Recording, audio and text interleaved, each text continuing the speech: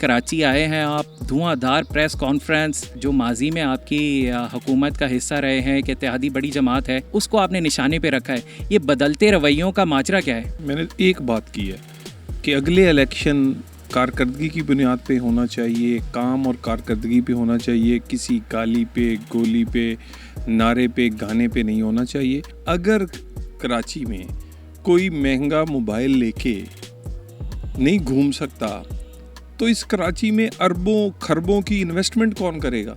लाहौर के पास कम वसाइल हैं लेकिन लाहौर के पास बेहतर लीडरशिप है। उसके ऊपर से ऑरेंज लेन गुजरती है, नीचे से मेट्रो गुजरती है, सड़कें रात को धोई जाती हैं और सुबह आप देखें वहाँ के बाग, अंडरपास, एक मुख्तलिफ लाहौर है। वो मेयर हैं कराची के मुर्तज़ा वहाब साहब, उन्होंने कहा कि इलेक्शन से पहले इस तरह की चीज़ें हो जाती हैं, इनका कोई इंटरेस्ट नहीं है कराची में, ये वोट मांगने की वजह से यहाँ आ गए लेकिन अपनी कारकर्दगी नहीं देखते। हमें तो परफॉर्म करने का सूबे में मौका ही नहीं मिला। हम तो कोई प्रोजेक्ट शुरू कर देते थे तो यहाँ सूबाई हुकूमत जो थी वो क्या कहते हैं, रिएक्ट करती थी, तड़पती थी कि ये सूबे का मामला है। वही गवर्नर थे MQM के उस वक़्त, इशरतुल इबाद, और वही वज़ीर आला था पीपल्स पार्टी का, वही रेंजर्स थी, वही पुलिस थी। लेकिन अमन कराची में 2013 के बाद हुआ क्योंकि एक ही फ़र्क था पाकिस्तान में, वो था कि वज़ीर आज़म नवाज शरीफ था। क्या मुस्लिम लीग नून सियासी फ़ायदा तो नहीं उठाना चाह रही? 90 दिन के बाद इलेक्शन जो होंगे, अगर हल्का बंदियाँ होती हैं। हम तो इलेक्शन चाहते थे कल हो। मियाँ शहबाज शरीफ ने नून लीग का वज़ीर आज़म बनने की बजाय पाकिस्तान के वज़ीर आज़म बन के छोटी जमातों और छोटे सूबों की रिकमेंडेशन पे ये मरदमशुमारी को नोटिफाई किया। यानी अंदर बैठ के आप नोटिफाई करते हैं, बाहर निकल के बयान देते हैं। अस्सलाम वालेकुम, कैपिटल टीवी के साथ मैं हूं आपका मेज़बान सैयद नवीद अमीर। नाज़रीन, आज जिस शख्सियत के साथ हम मौजूद हैं वो अपने तंज़ो तेज़ बयानात की वजह से शह सुर्खियों की जीनत बने रहते हैं। गुज़िश्ता 5 सालों में अमली सियासत से दूरी के बाद अब वो दोबारा अमली सियासत में कदम रख चुके हैं और मुतारिक हो गए और अपनी पार्टी के दिफा करते जगह जगह नज़र आ रहे हैं। उनकी सियासी कैरियर में भले ही उतार चढ़ाव आए हों लेकिन उनकी अपनी पार्टी के लिए जो कुर्बानी है वो कोई ढकी छुपी नहीं। इस वक्त हमारे साथ मौजूद हैं पाकिस्तान मुस्लिम लीग नून के मरकज़ी रहनुमा तलाल चौधरी साहब। पहले तो सर जी अस्सलाम वालेकुम। आपको वालेकुम अस्सलाम। सर, बहुत शुक्रिया आपने हमारे लिए टाइम निकाला। सर, कल कराची आए हैं आप, धुआंधार प्रेस कॉन्फ्रेंस, आपने जहां कराची के मसाइल की बात की, साथ ही साथ आपने आपके जो माजी में आपकी हुकूमत का हिस्सा रहे हैं कि इत्तेहादी बड़ी जमात है, उसको आपने निशाने पे रखा है। ये बदलते रवैयों का माजरा क्या है? देखिए, मैंने तो किसी का कोई नाम नहीं लिया, मेरे लिए सारे काबिल एहतराम है। मैंने एक बात की है कि अगले इलेक्शन कारकर्दगी की बुनियाद पे होना चाहिए, काम और कारकर्दगी पे होना चाहिए, किसी गाली पे, गोली पे, नारे पे, गाने पे नहीं होना चाहिए। और जो लोग वोट देते हैं वो हमारे कामों को देख के दें, और अगर काम नून लीग ने अच्छा किया है तो वोट के हकदार हम हैं। और अगर आप उन लोगों को वोट देंगे जो काम नहीं करते तो फिर वही कुछ होगा जो कराची और सिंध में हो रहा है। अगर कराची में कोई महंगा मोबाइल लेके नहीं घूम सकता तो इस कराची में अरबों खरबों की इन्वेस्टमेंट कौन करेगा? कौन ज़िम्मेदार है इस बदअमनी का? कौन ज़िम्मेदार है? आज मैं पिछले 3 दिन से इधर कराची हूँ और मैं आज कायद-ए-आज़म के मज़ार के करीब से गुज़रा। उसके मज़ार के इर्द गिर्द से कूड़ा नहीं उठाया जाता तो बाकी कराची की क्या हालत होगी? तो मेरा ख्याल है कि वोट जो है जब तक कारकर्दगी की बुनियाद पर नहीं मिलेगा, नारों की बुनियाद पे मिलेगा, गानों की बुनियाद पे मिलेगा कि फ़लानी पार्टी का गाना बड़ा अच्छा था, तो फिर यही हालत होगी। अच्छा सर, आपने गुज़िश्ता रोज़ जो प्रेस कॉन्फ्रेंस की है उसमें आपने कराची के हवाले से बताया कि कराची एक मईशत का पहिया है, मुल्क इससे चलता है, ये बिल्कुल इसमें दो राय नहीं है। साथ ही साथ आपने कराची के मसाइल के हवाले से भी जो है अपनी प्रेस कॉन्फ्रेंस में ज़िक्र किया। सर, कुछ मंसूबों का आपने ज़िक्र किया जिसमें K4 मंसूबा है और मोटरवे है, उसके अलावा मुतादिद मंसूबे जो PMLN की गवर्नमेंट के दौर में स्टार्ट हुए। लेकिन सर, आप समझते हैं कि जो कराची में मुस्लिम लीग नून उस तरह से डिलीवर नहीं कर सकी जिस तरीके से हुकूमत होने के बावजूद वो कर सकती थी। और आपकी प्रेस कॉन्फ्रेंस के बाद पीपल्स पार्टी के जो मेयर हैं कराची के मुर्तज़ा वहाब साहब, उन्होंने कहा कि इलेक्शन से पहले इस तरह की चीज़ें हो जाती हैं, इनका कोई इंटरेस्ट नहीं है कराची में, ये वोट मांगने की वजह से यहाँ आ गए लेकिन अपनी कारकर्दगी नहीं देखते। देखिए, एक तो वोट मांगना मेरा हक है, और अगर किसी और जमात का हक है कि वो पूरे पाकिस्तान से लड़े, तो मुस्लिम लीग नून सबसे बड़ी जमात है। और दूसरी बात ये है, हमें तो परफॉर्म करने का सूबे में मौका ही नहीं मिला। हम तो कोई प्रोजेक्ट शुरू कर देते थे तो यहाँ सूबाई हुकूमत जो थी वो क्या कहते हैं, रिएक्ट करती थी, तड़पती थी कि ये सूबे का मामला है, आप अमन व अमान में दखल ना दें। आप हमारी जो शिकायत आती थी लोगों की, बहुत बड़े बड़े मंसूबे जो हैं वो नामुकम्मल हैं, और कोई ना कहीं कोई तालीम और सेहत के मामलात पे। तो बात ये है कि हमें मौका सूबे में हमें वोट ना मिला और ना हुकूमत हमारी बनी, मगर लेकिन उसके बावजूद, यानी हम अमन व अमान हमारा सब्जेक्ट नहीं था वफाक का, लेकिन वही गवर्नर थे MQM के उस वक़्त, इशरतुल इबाद, और वही वज़ीर आला था पीपल्स पार्टी का, वही रेंजर्स थी, वही पुलिस थी। लेकिन अमन कराची में 2013 के बाद हुआ, क्योंकि एक ही फ़र्क था पाकिस्तान में, वो था कि वज़ीर आज़म नवाज शरीफ था। नीयत हो, डिलीवर करने की बात हो, वो आए हैं, उन्होंने पूरे टेबल पे हर एक को बिठाया, PTI समेत, Jamaat Islami, across the board, कि आपका शहर है ये हमारा। तो यहाँ एक MNA भी नहीं था उस वक़्त। किसको फ़ायदा हुआ? इस शहर को फ़ायदा हुआ। और 2013 के बाद ये बदला हुआ कराची है। पहले कराची कोई और तरह का कराची था। तो बाकी बात ये, इसके बाद मुझे ये बताइए, ये सूबाई हुकूमत का काम है या वफाकी के भी यहाँ पर कोई मेट्रो चलाए, यहाँ पर कोई सफ़र की सहूलत दे? लाहौर के पास कम वसाइल हैं, लेकिन लाहौर के पास बेहतर लीडरशिप है।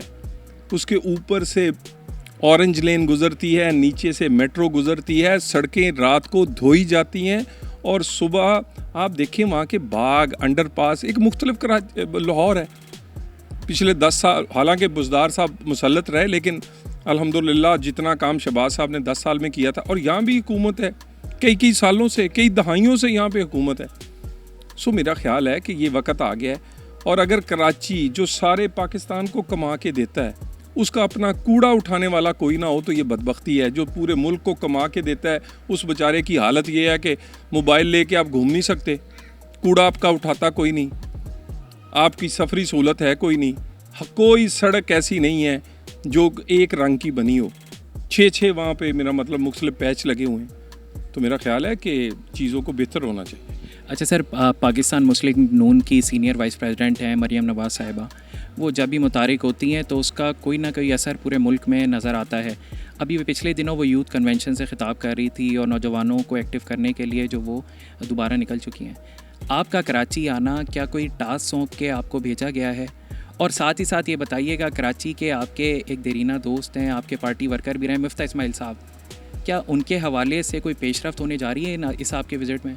देखिए, बिल्कुल मरियम नवाज़ साहबा ने मुझे टास्क देके हमें भेजा था, और टास्क हमारा बड़ा, हमने सबसे पहले मीडिया से बात की है और मीडिया को एक्सप्लेन किया है कि यूथ विंग, ख़वातीन विंग, स्टूडेंट विंग, मिनॉरिटीज़, इनको रीस्ट्रक्चर, रीऑर्गेनाइज़ करना है। ना हम किसी से ओहदा लेने आए थे, ना किसी को ओहदा देने आए हैं, ना किसी को टिकट बांटने आए हैं। ये काम लीडरशिप और पार्टी करेगी। हाँ, ये ज़रूर है कि हम उनकी एडवांस टीम के तौर पे आए हैं। इसके बाद मरियम नवाज़ साहिबा कराची भी आएंगी, सिंध भी जाएंगी। सो उनकी आमद के लिए होमवर्क ज़रूर हमने किया है। अच्छा सर, ये बताइएगा, हल्का बंदियाँ एक अहम मौजू है इस टाइम मुल्क का। पाकिस्तान मुस्लिम लीग नून, MQM पाकिस्तान, इन दो जमातों के अलावा जितनी जमातें थी जो ECC में के इजलास में थी और जिन्होंने मशरूत हिमायत की थी हल्का बंदियों की, आज वो ये कहती हैं कि 90 दिन से अगर ऊपर इलेक्शन जाता है तो हम एहतजाज की कॉल देंगे या कोई लाएमल अपनाएंगे। दूसरी जानिब मुस्लिम लीग नून बड़ी तहम्मुल के साथ हल्का बंदियों को सपोर्ट कर रही है। क्या मुस्लिम लीग नून सियासी फ़ायदा तो नहीं उठाना चाह रही? 90 दिन के बाद इलेक्शन जो होंगे, अगर हल्का बंदियाँ होती हैं तो उससे जो महंगाई का जितना भी मलबा है वो सारा निगरान हुकूमत पे चला जाएगा। तो मुस्लिम लीग नून की कहीं ये हिकमत अमली तो नहीं? देखिए, हमें तो इलेक्शन सूट करता है जल्द अज जल्द हो, और बात बिल्कुल सीधी है। 9 मई के बाद हमारी ओपोनेंट जमात जो थी वो पीटीआई थी। हमारा स्ट्रॉन्ग होल्ड पंजाब है, वहाँ पर बिल्कुल सफाया उसका हो गया है। वहाँ पर वन वे इलेक्शन है अल्हम्दुलिल्लाह नून लीग के हवाले से। हम तो इलेक्शन चाहते थे कल हो। मियाँ शहबाज शरीफ ने नून लीग का वज़ीर आज़म बनने की बजाय पाकिस्तान के वज़ीर आज़म बन के छोटी जमातों और छोटे सूबों की रिकमेंडेशन पे ये मरदमशुमारी को नोटिफाई किया है। यानी अंदर बैठ के आप नोटिफाई करते हैं, बाहर निकल के बयान देते हैं। तो खुदा का खौफ करें। और ये 1990 या 1900 वो क्या कहते हैं 95 नहीं है, ये 2023 है। ये मीडिया, सोशल मीडिया और लोग बड़े समझदार हो गए हैं। किसने वोट दिया था, किस जमात ने मुखालफत की है, किस वज़ीर आला ने मुखालफत की है, ज़रा हमें वो बता दें। क्या वज़ीर आज़म का ये कसूर है कि सारे सूबों ने जो कहा है उसने कहा कि ठीक है मैं सारे सूबों की आवाज़ के साथ आवाज़ मिलाता हूँ, और तमाम पार्टियों के नुमाइंदे मौजूद थे, तमाम पाकिस्तान की बड़ी पार्टियों के नुमाइंदे मौजूद थे। सो मेरा ख्याल है कोई बात करने से पहले ना आप लोगों को अब बेवकूफ़ नहीं बना सकते। सो हम बड़े क्लियर हैं। ये मरदमशुमारी एक अगर ज़रूरत थी, इलेक्शन कमीशन इंतखाबी ये जो हल्का बंदीज़ हैं इनको वो तेज़ी से मुकम्मल कर सकता है। अभी ये बात सामने आ रही है कि अब मार्च की बजाय वो जनवरी तक आ गए हैं कि इलेक्शन हो सकता है। थोड़ी सी और इलेक्शन कमीशन ज़रा तेज़ी दिखाए तो ये इलेक्शन दिसंबर तक आ जाएगा। सर, सबसे अहम सवाल जो ये सवाल जो है मुस्लिम लीग नून के रहनुमाओं से अक्सर किया जाता है, कारकुनान भी करते हैं और मीडिया पर्सन्स भी करते हैं, मियाँ नवाज शरीफ साहब कब आ रहे हैं? मैंने पहले भी कहा है, जिस दिन मियाँ नवाज शरीफ जहाज़ में बैठेंगे ना, उस दिन समझेंगे पाकिस्तान में इलेक्शन होने वाला है। अगला इलेक्शन से पहले नवाज शरीफ इधर होंगे और इंतखाबी मुहिम की क़यादत वो यहाँ से करेंगे। सर, हमें तो इतलात ये है कि 16 अक्टूबर को नवाज शरीफ साहब लाहौर में लैंड कर रहे हैं। सर, 16 माह हुकूमत रही है उनके भाई की, वज़ीर आज़म रहे हैं, उन दिनों नवाज शरीफ साहब आए नहीं। अभी मुस्तकबिल करीब में कुछ रिटायरमेंट्स होने जा रही हैं मुल्क में, तो और उसी दौरान जो है नवाज शरीफ साहब के आने की तारीख का ऐलान होना, तो आप क्या समझते हैं ये अलामती डेट है 16 अक्टूबर, या वाकई इस पे जो है अमल हो जाएगा या तारीख़ पे तारीख़ ही चलेगी? देखिए, मैंने कभी तारीख़ नहीं दी, एक ही बात की है, इलेक्शन के शेड्यूल से पहले मियाँ मोहम्मद नवाज शरीफ इंशाल्लाह पाकिस्तान में होंगे। पाकिस्तान की सियासत को वो लीड करते हैं, वो लंदन में हो या लाहौर में, सियासत नवाज शरीफ के गिर्द घूमती है। और इस हालात में अगर कोई डिलीवर कर सकता है या इस मुश्किल हालात में कोई डिलीवर करने का हौसला कर सकता है तो वो नवाज शरीफ है। सर, आपके हवाले से सवाल करूँगा कि आपने एक सियासी कारकुन होने के नाते 5 साल पिछले सियासत से दूर रहे आप क्या समझते हो जो 5 साल आपका पिछला दौर गुजरा है वो आपके अपने हलके की सियासत पे कितना असर करेगा? क्योंकि आपने अब हलके में जाना है, अमली सियासत में कदम रख चुके हैं, तो वो आपके लिहाज से उसका कितना नेगेटिव इम्पैक्ट गया होगा? देखिए, हलके से मेरा नाता कभी भी नहीं टूटा, लेकिन हलके के लोगों को महरूम किया गया उनके नुमाइंदे मुझे बनने पर, यानी महरूम रखा गया मुझे कि मैं उनका नुमाइंदा बनूं। वो साकिब निसार आज किसी गली में निकल नहीं सकता, उसके बच्चे नहीं बता सकते कि हमारे वालिद का नाम साकिब निसार। इतनी नफ़रत है लोगों में, और अल्हम्दुलिल्लाह हम लोगों में लोग प्यार भी करते हैं, और लोग उस तरह के स्याह फ़ैसलों को तारीख़ भी लिखेगी, और साकिब निसार ने तो अपना मुँह काला किया ही है। सर, एक आखिरी सवाल आपसे, मुस्लिम लीग नून, आप एक मरकज़ी रहनुमा हैं, आप मुझे बताइएगा मुस्लिम लीग नून आने वाले मुस्तकबिल में जो इंतखाबात होने जा रहे हैं उसमें नेशनल असम्बली की कितनी सीट्स लेगी? क्योंकि आपने कहा हम क्लीन स्वीप करेंगे, हमें किसी की ज़रूरत नहीं है, तो आपके लिहाज से कोई आप अदाद दे सकेंगे कि कितनी सीट्स लेगी मुस्लिम लीग नून? देखिए, मैंने ये कहा था कि 2023 का 24 का इलेक्शन ये रीप्ले होगा 2013 का।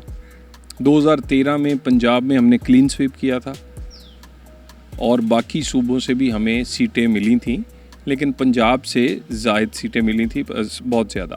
सो उसी तरह का इलेक्शन, मैं कोई सीटों का नहीं मैं कह सकता, लेकिन सबसे बड़ी जमात अगले इंतखाब में इंशाअल्लाह ताला नून लीग होगी। जिस तरह अभी आपने सुना कि तलाल चौधरी साहब हमारे साथ मौजूद थे, मुस्लिम लीग नून के मरकज़ी रहनुमा, उनके मुताबिक आने वाले मुस्तकबिल में जो इंतखाबात होने जा रहे हैं उसमें तलाल चौधरी साहब के दावे के मुताबिक मुस्लिम लीग नून पाकिस्तान की सबसे बड़ी पार्टी रहेगी। अपने मेज़बान सैयद नवीद अमीर को इजाज़त दीजिएगा। अल्लाह हाफ़िज़।